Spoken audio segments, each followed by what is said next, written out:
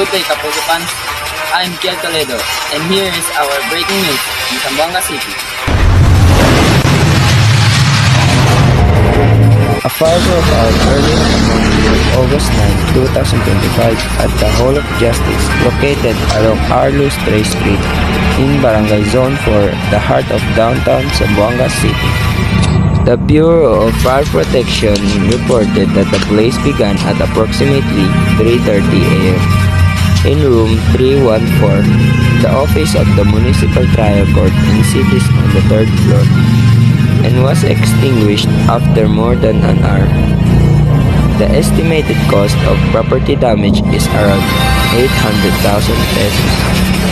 Thankfully, no injuries or fatalities were reported. Firefighters act swiftly, preventing the fire from affecting adjacent buildings. Authorities are still investigating the cause of the fire. At this time, the public is advised to avoid the area while clearing and investigating operations continue. From here in Zamboanga City, I'm Kiel Toledo, GMA Integrated News.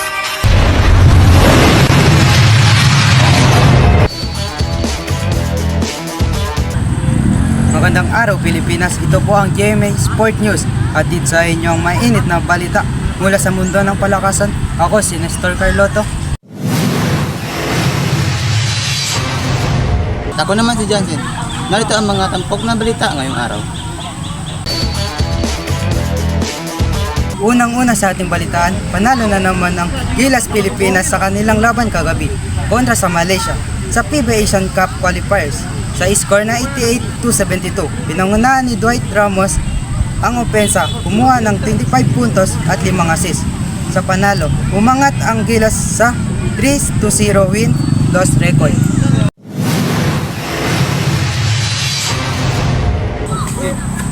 Samantala sa PBA, patuloy na naglahari ang Barangay Ginebra matapos talunin ang TNT Tropa Giga sa score na 102-96.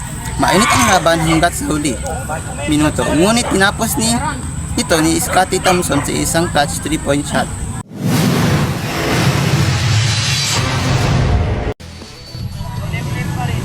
At yan ang kabuuan ng ating sport news ngayong araw. Ako si Jansen. At ako si Nestor Carloto para sa GMA Sport News. Kapuso sa bawat laro, kapuso para sa bayan.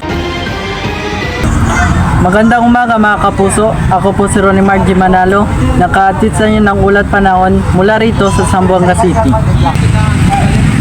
Kaninang umaga ay nakaranas tayo ng biglaan at malakas na ulan. Bandang 4 a.m. kahit na uminto na ang ulan, bandang 8 a.m. asahan pa rin natin ang mga maputik na lugar, lalo na sa mga barangay malapit sa mga construction site at mga lugar na hindi pa sementado. Paalala sa mga motorista at naglalakad, mag-ingat po tayo sa ating pagbiyahe. Iwasan natin ang mga lugar na may posibilidad ng pagguho ng lupa at panitilihin ng tamang distansya sa pagmamaneho upang maiwasan ang anumang aksidente. Inaasahan natin ang bahagyang maulap na kalangitan na may tsansa ng mga pagkitlat, pagkulok. Manatiling updated sa mga pagbago ng panahon. Ang tsansa ng ulan ay 40%. Sa hangin naman ay 15 km. Laging mag-ingat mga kapuso. Mula rito sa Zamboanga City, ako si Ronnie Margie Manalo. Maraming salamat sa pagkikinig. Magandang umaga at mag-ingat po tayo.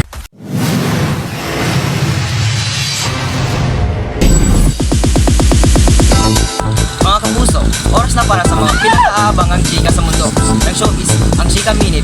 Ako po si R100 Doblado at ito ang mga may init na balita sa showbiz ngayong Sabado. Yo, chika mo na yan. Usap-usapan ngayon ang sweet photos nina Donnie Pangilinan at Bel Mariano sa isang Bets getaway sa Batangas. Marami ang kinikilig sa mga stolen shots pero may ilan ding nagtatanong, sila na nga ba? Ang eksklusibong panayan ngayon sa GMA News, sinabi ni Donnie Pangilinan na masaya po kami magkasama pero trabaho lang po ang focus namin.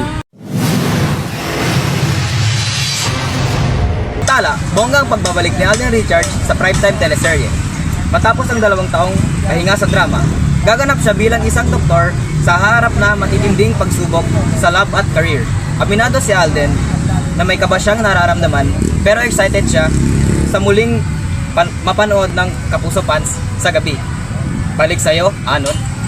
At trending din ngayon ang nakakatawang video ni Main Mendoza habang sumasayaw ng It's Barbie Time Dance Challenge sa TikTok. Aba, in less than 24 hours, milyon na agad ang views at sunod-sunod na rin ang duet na videos ng kanyang fans.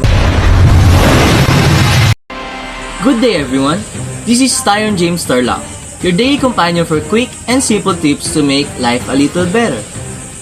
Tip of the day. Today's tip is all about hydration. Did you know your brain works better when you're well hydrated? So before you reach that soda, try a glass of water instead. Your body and mind will thank you. And here's a little bonus. Add a slice of lemon or cucumber to make your water refreshing and boost its health benefit. Remember, small daily habits lead to big changes over time. Start today, and your future self will be proud of you. This is Tyron James Tarlac signing off with today's daily tip.